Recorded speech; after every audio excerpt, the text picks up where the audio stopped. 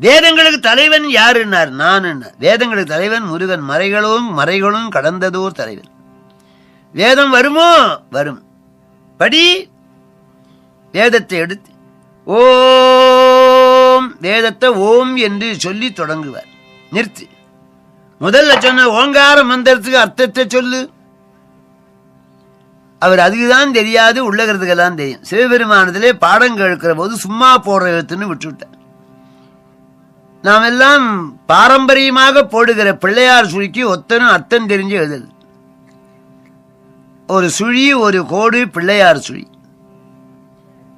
அது மிகுந்த தத்துவத்தோடு கூடிய ஒரு எழுத்து.